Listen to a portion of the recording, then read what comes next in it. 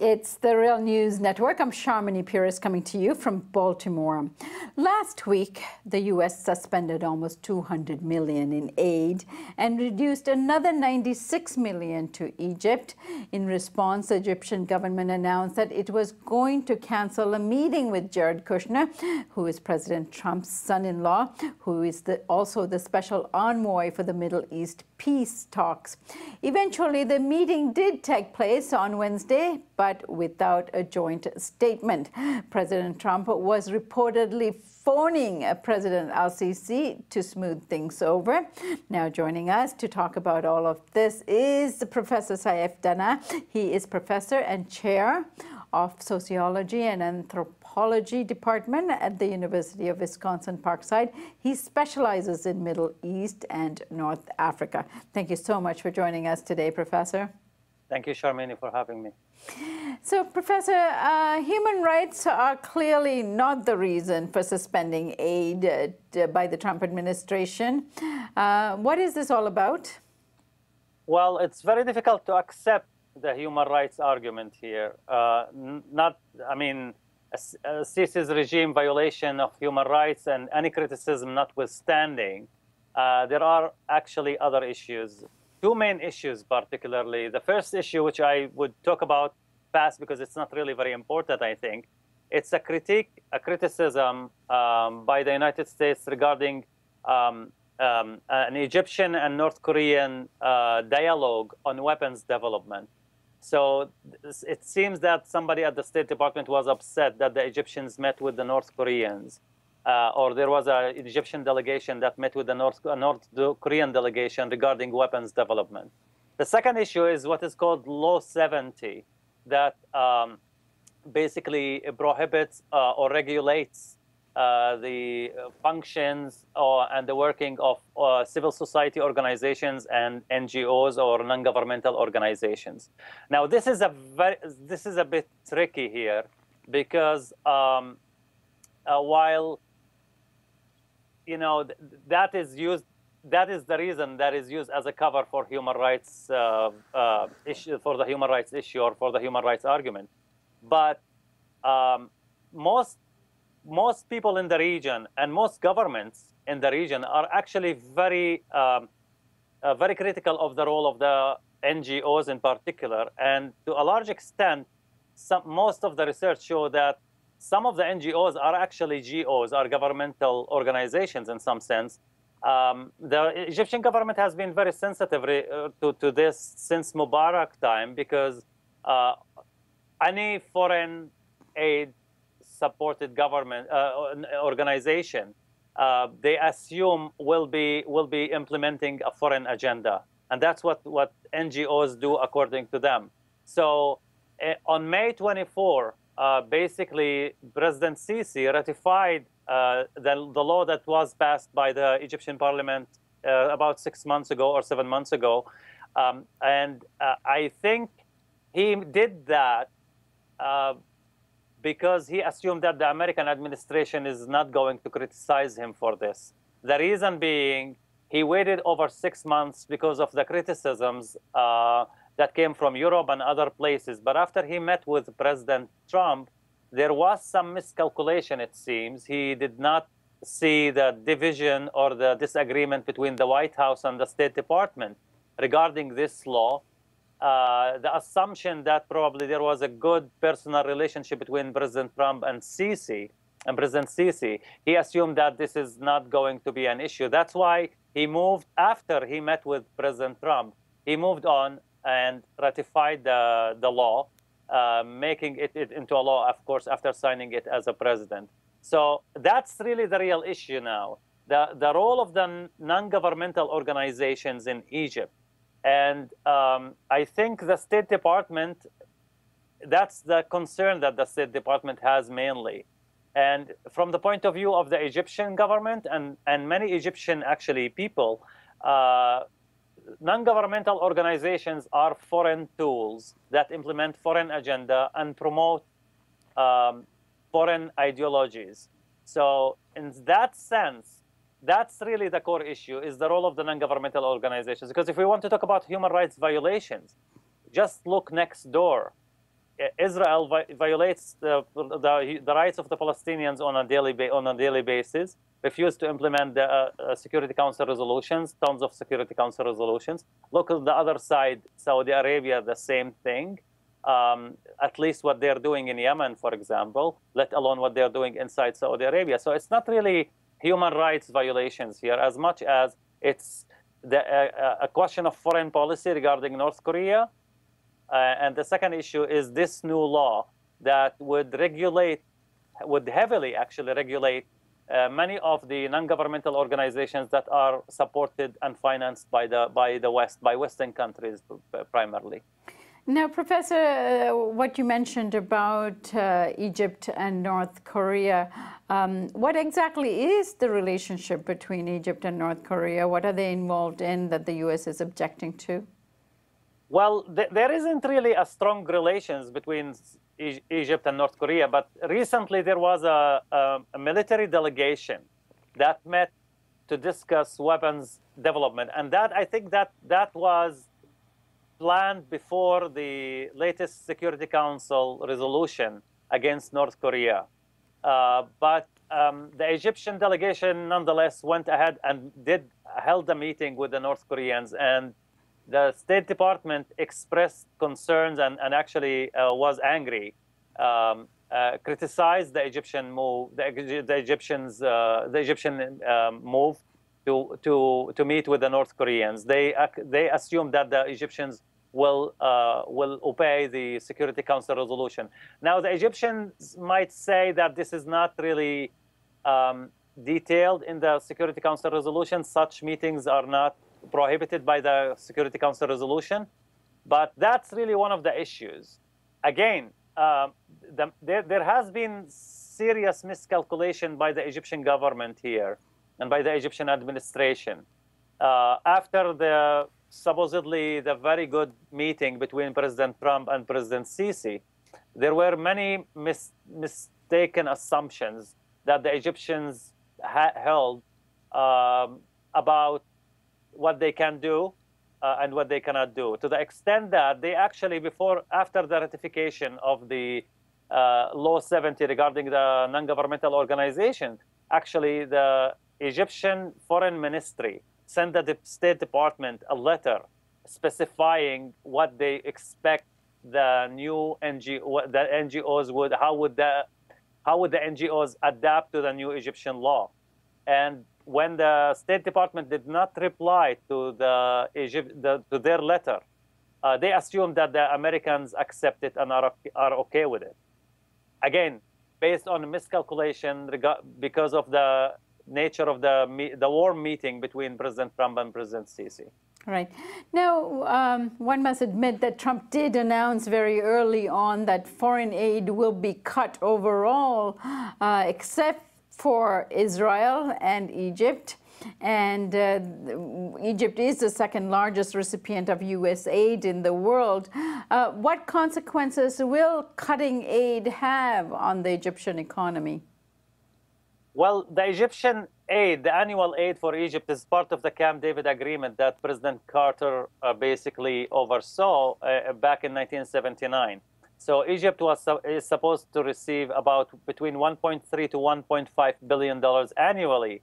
And this is stipulated in the agreement, in the Camp David agreement, part of military aid and, of course, economic aid. The economic aid is very minor, actually, less than $150 million annually. The rest are mainly military aid. So this is stipulated in the Camp David agreement.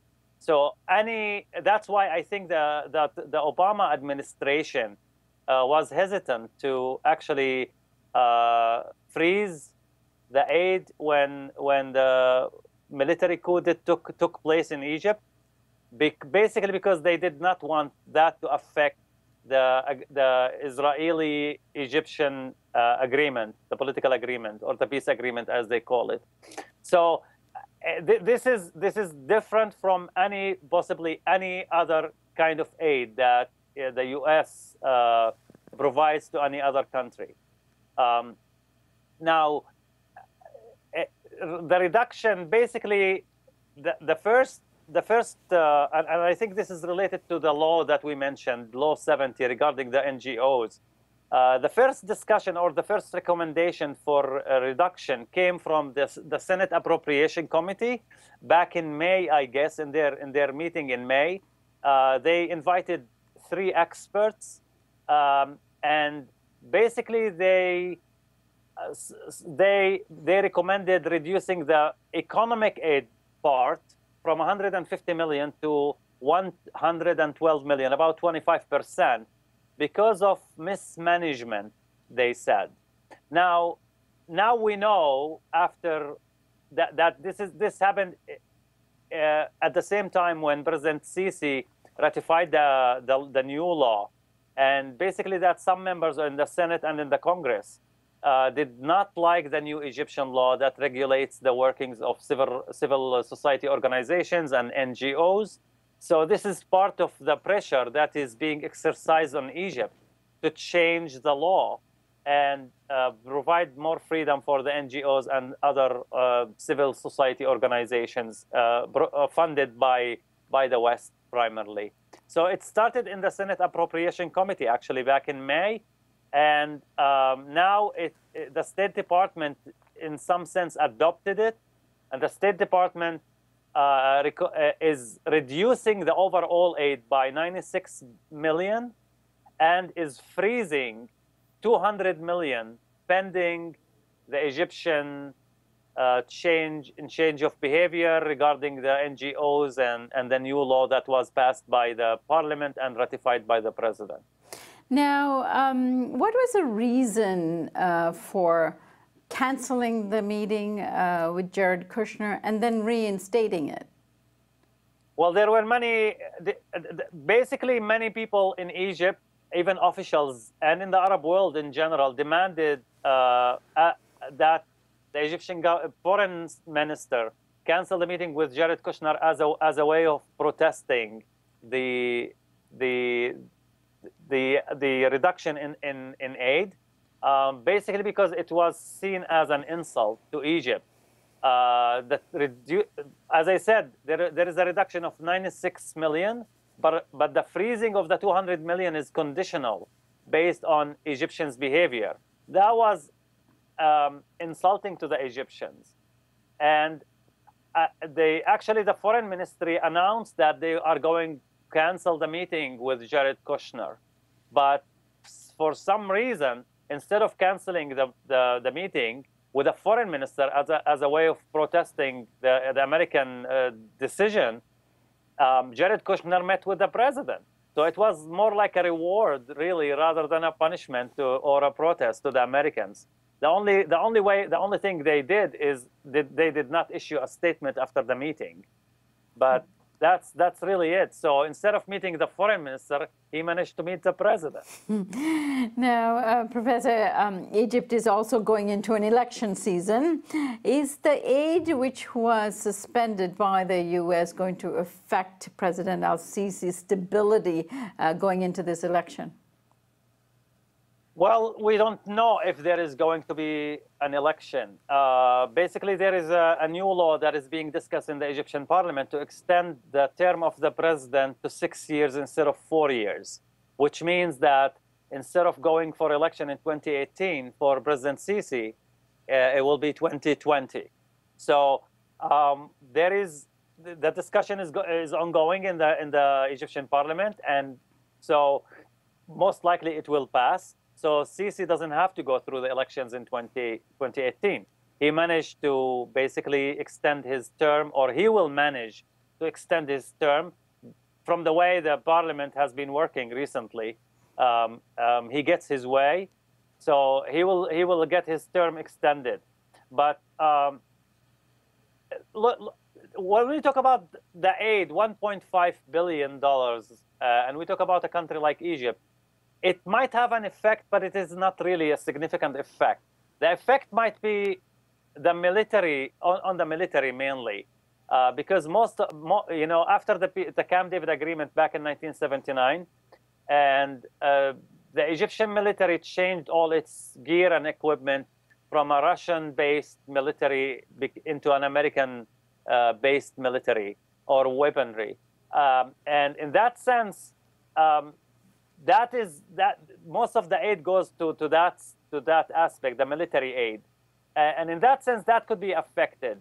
But the way the problems of Egypt cannot really be solved, or even cannot be helped by 1.5 billion.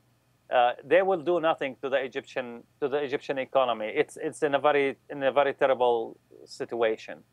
Right, and give us a sense of this action on the part of the United States in terms of suspending the aid to Egypt, and what that has to do with Jared Kushner's meeting, who's really the special envoy for Israel-Palestine peace talks, and also the complication here with the aid that Egypt receives also from Saudi Arabia, and the recent tensions with Qatar in the region, and how all of this puzzle fits together. Well, Jared Kushner is President Trump's envoy not to the Middle East, really, to the Palestinian-Israeli negotiations. And President Trump doesn't really, until now, have a vision for settling the Palestinian-Israeli conflict or struggle, or the Arab-Israeli struggle, whatever people prefer to use the term.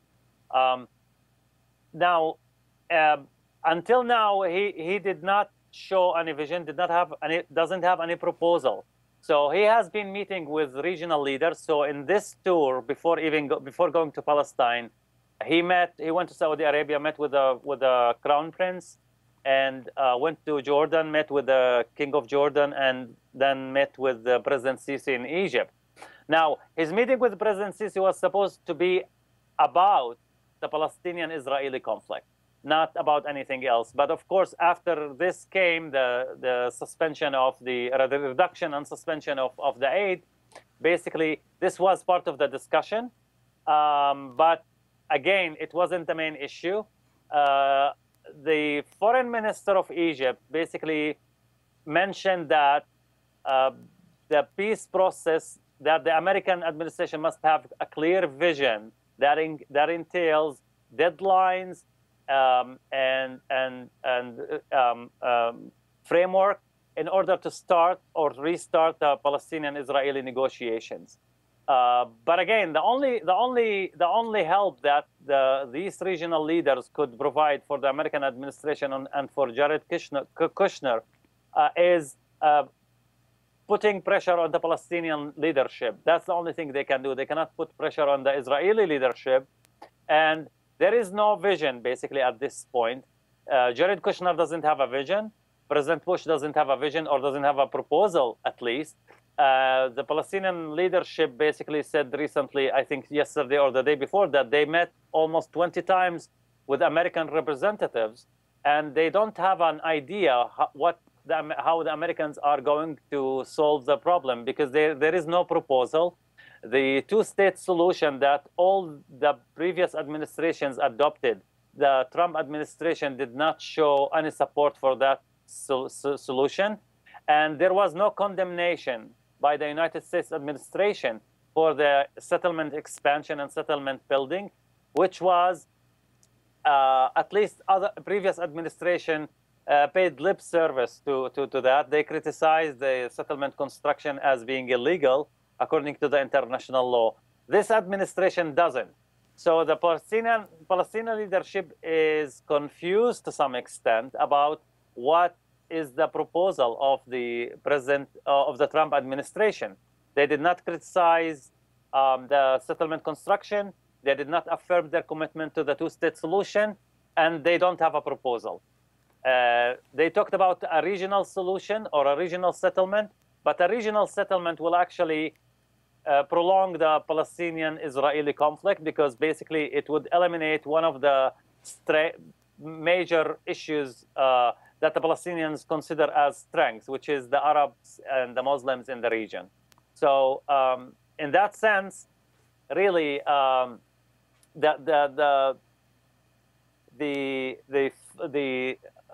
the aid wasn't part of the discussion. I think it was a minor issue in the discussion, according to the foreign ministry.